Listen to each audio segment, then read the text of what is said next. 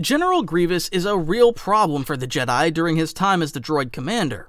Even though he had several one-on-one fights with some of the strongest Jedi in the galaxy, they never managed to get the upper hand on him, although they could access the Force and he couldn't. Why was that?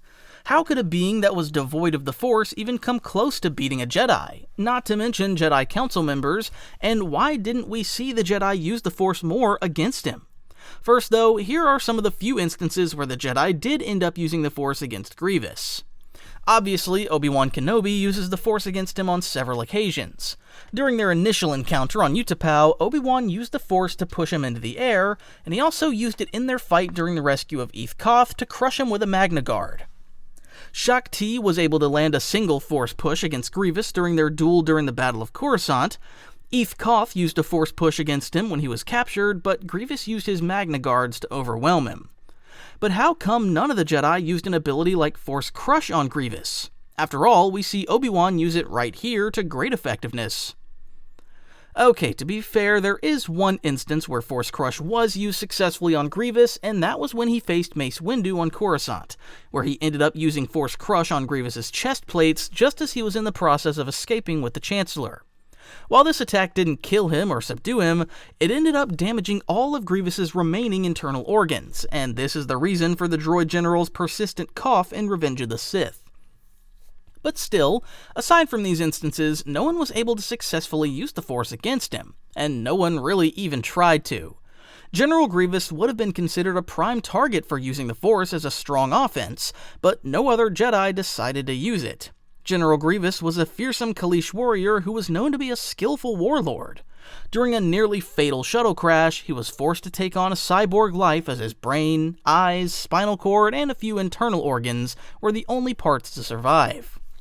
The crash was actually orchestrated by Count Dooku and the Banking Clan, and after saving him from the wreckage, they rebuilt him as a cyborg but altered his brain to suppress his past and amplify his rage that he felt toward the Jedi and the Republic.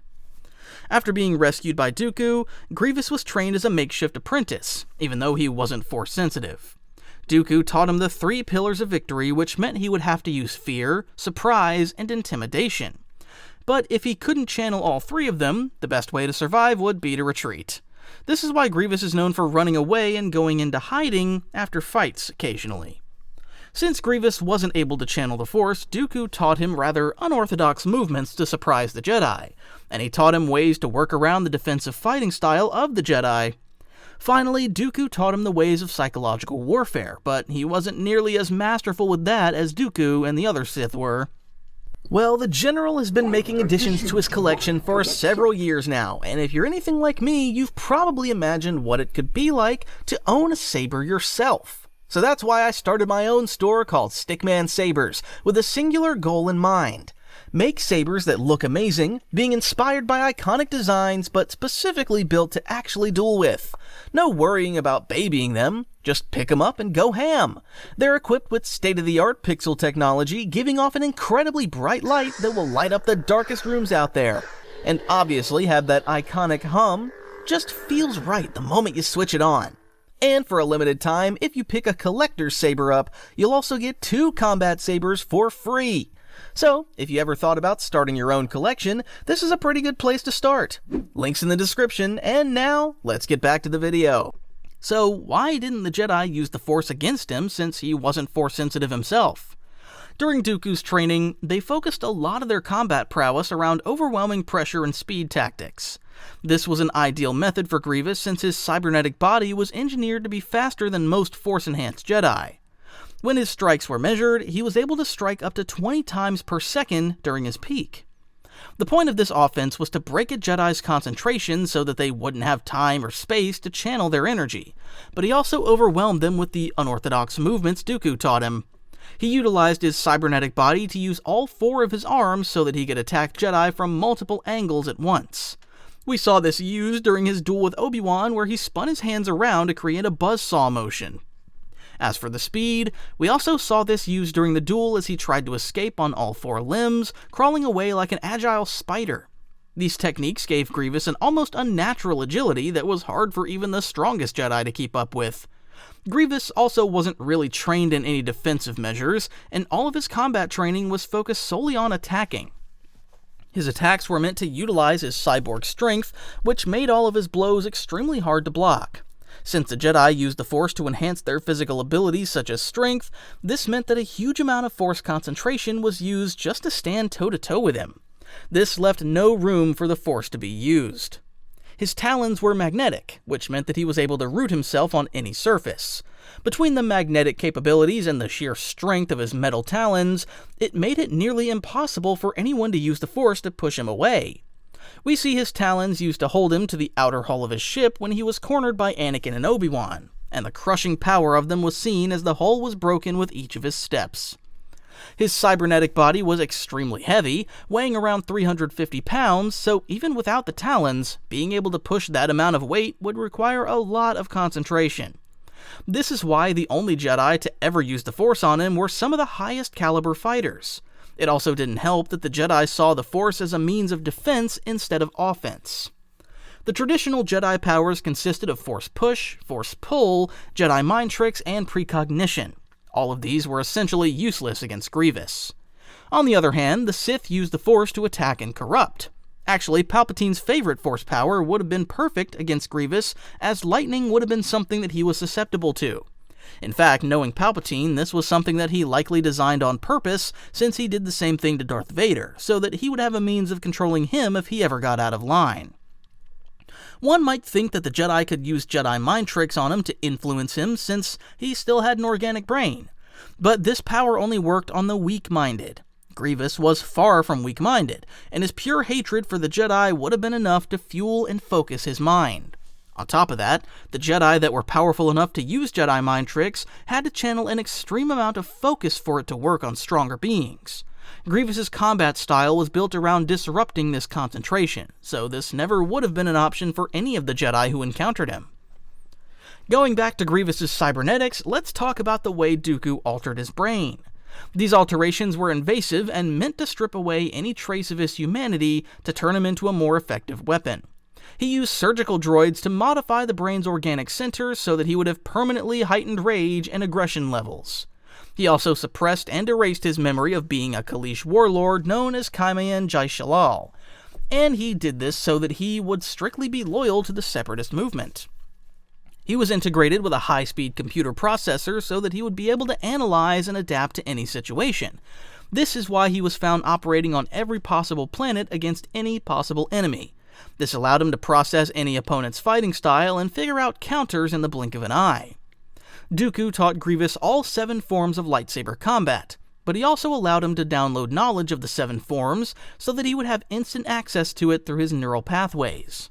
With advanced circuitry grafted right onto his brain tissue, he was able to have superhuman reflexes and move all of his limbs with ease. All of this helped him overwhelm his opponents, and he would have had the ability to counter any Force attacks the Jedi might throw his way, so long as he was focused. It was clear that his speed was the problem for most Jedi, though. During the duel between Grievous and Obi-Wan on Utapau, Obi-Wan was only able to land a single Force push because they were in a standstill hold that allowed him to focus his energy. Before this, he couldn't focus enough due to Grievous ramping up his attacks from his usual 12 strikes per second to 20 strikes instead. In order for Kenobi to handle this intensity, he had to enter a state of pure enlightenment so that he could survive the barrage of attacks. During the Battle of Hypori, he showed his taunting abilities as he ordered legions of battle droids to surround the crashed acclimator and to stop firing. Then he decided to give the Jedi a chance. Either they could surrender and die, or face him in combat. It was here that he killed Dakman Barrak, Sha'Gi, and Tar Sayre, and he also battled and bested Ki-Adi-Mundi, Shakti, Isla Secura, and Kakruk. When he fought Sha'Gi, he managed to crush the young Padawan after he panicked and rushed out. Tar Sayre was killed during a multi-Jedi duel, and Dakman Barrak also died in a one-on-one duel as he was the leader of the Republic raid. He moved so quickly that he was only able to be seen as a blur to most of the Jedi, and he even managed to disarm Ki-Adi-Mundi twice in the battle. If Grievous was moving so quickly that he bested all of these Jedi, then they would have had to focus all of their power into combat prowess and awareness just to stand a chance. In order to survive the entirety of the battle, Grievous showed off his ability to retreat as he dodged missiles and blaster bolts, ran up the wall, and leapt through half-burnt durasteel to avoid a barrage of firepower. During the Battle of Coruscant, he managed to dodge blaster fire from a squad of elite ARC lieutenants, and the ability to dodge blaster fire was something that only Force-sensitive beings were known to do. He managed to do it well enough that he could close the distance between himself and the group where he managed to defeat them. Mace Windu's fighting style was known to be used by only a select few amount of people due to the difficulty in mastering it, but Grievous was able to mimic it when he fought him on top of a moving maglev train. His high-speed processors made it possible to copy the Jedi Master, and he almost decapitated Mace with a swift half-twist maneuver. While Mace was one of the few to land a successful Force attack on Grievous, he was also known to be one of the most accomplished lightsaber duelists of his time, and Grievous was able to copy him well enough that he almost killed him. It's hard to think that any Jedi could land a Force attack on someone like that. Interestingly enough, there was an attempt to make Grievous Force-sensitive through unnatural means.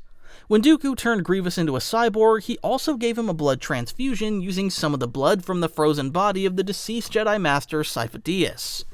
Dooku was hoping that the high midichlorian count of Cybernetic's blood would be enough to take root in the remaining organic matter that made up the inside of Grievous. If this had been successful, he would have been an unstoppable creature with powers rivaling that of Mace Windu or Yoda. While the blood was successful in keeping his organic matter alive, it didn't grant him any sort of connection to the Force. While Dooku just took this as a failed experiment, Grievous actually saw it as more of a personal insult. It even fueled his rage even more, as he had hoped to be able to harness the power of the Force so that he could destroy his enemies better. Force sensitivity is known to be an innate biological trait, though, and there hasn't been a successful attempt to date, with Moff Gideon being the newest person to attempt this procedure on volunteer subjects. These trials also resulted in failure, but these subjects' bodies rejected the blood after a few weeks. It has been proven that a strong connection to the Force requires a living organic presence of some kind, and while Grievous still had some organic organs remaining, it wouldn't have been enough for him to harness the power, since he was around 95% droid by the time the Clone Wars were going on. Even without the Force, he was a force to be reckoned with for the Jedi. Considering the fact that the only Jedis to successfully land a Force attack were on the same level as Mace Windu and Obi-Wan, he managed to take out quite a few other Jedi who weren't so successful. A newly knighted Mon Calamari Jedi known as Nadar Veb was formerly the Padawan of Kit Fisto, and Grievous was able to kill him with a hidden blaster during a lightsaber lock.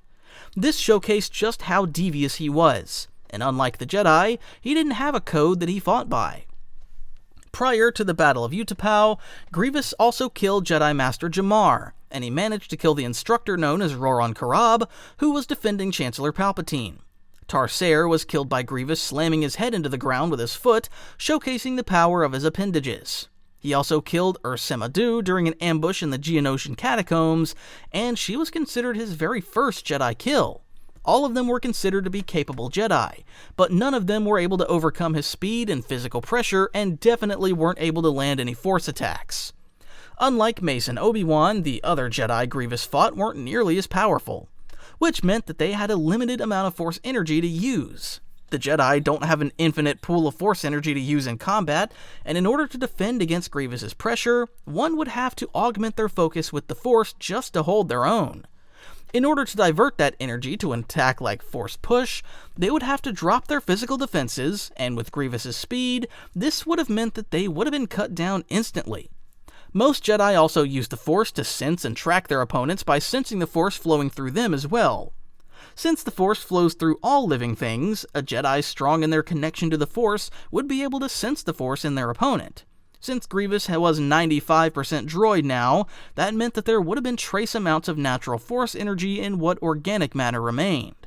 But in the middle of combat, this wouldn't have been nearly enough energy to track an attack with the Force. While everyone knew that Grievous's intent was to attack and strike them down, it was nearly impossible to feel the intent and direction of his attacks. Before anything else, the Jedi Code definitely hindered many Jedi. While opponents like Grievous, Vader, and Maul typically had a strike first and ask questions later mentality, the Jedi were restricted by the ideology of the Jedi Code. In their eyes, the Force was meant to be used for knowledge and defense instead of attacking, and even the Force Crush ability that Mace Windu used against Grievous was deemed a dark side technique since it was more destructive than defensive. Mace Windu was able to use this power due to the fact that his style was capable of tapping into the dark side without succumbing to it. This is what made him such a formidable opponent in lightsaber duels. Many other Jedi preferred to focus on Form Zero instead, which had them looking for non-violent solutions to their problems first before resorting to combat. Since this meant that they would typically hesitate before striking someone down, it left Grievous with a lethal opening whenever he faced one of these opponents. Even though the best time for the Jedi to focus Force energy into an attack would have been before the fight even happened, it just wasn't their way. One of the only people who might have been able to land a Force attack against Grievous during a duel would have been Anakin, but they only ever met in person one time. The only confirmed meeting of Grievous and Anakin was on the Malevolence when he and Obi-Wan were rescuing the Chancellor. Even then, he didn't duel Grievous as the cyborg chose to run instead of fighting them. This was clearly orchestrated on purpose, though, as Palpatine did his best to keep them apart. If Anakin were to lose to Grievous or even struggle against him, it would damage the public narrative that Palpatine had constructed of Anakin being the face of the Republic heroism. On top of that, Palpatine couldn't really risk losing either of them.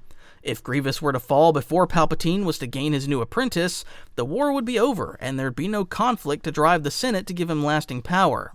If Anakin were to die, his fall to the dark side wouldn't have been complete, and Palpatine would have been out of an apprentice entirely.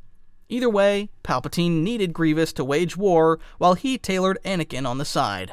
Oh, and again, for a limited time, every Stickman Saber purchase comes with 2 additional combat sabers, so you're more than ready for your own duels. If that sounds like something you'd want to look into, the link's in the description.